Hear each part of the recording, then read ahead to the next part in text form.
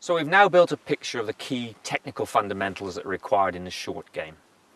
We've yet to deal with the individual shots, but we also need to understand shot selection and club selection before we deal with those shots.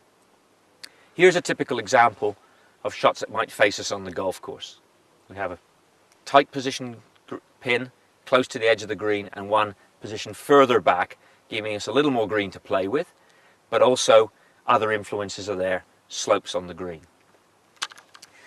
So a good place to start in choosing the shot is to try to play the simplest and most effective shot possible. And in most cases, that's going to be a chip and run.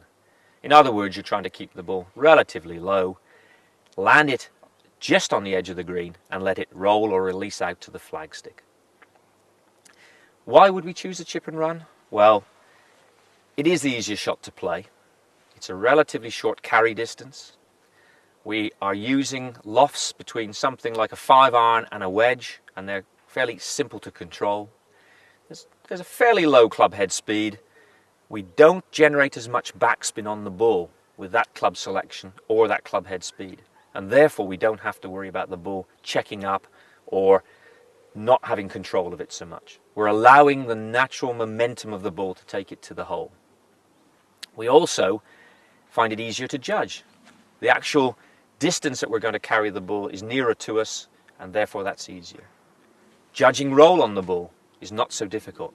Most people can putt long putts relatively simply, and getting a feel for long distance is certainly easier to roll the ball than it is to try and carry the ball all the way through the air.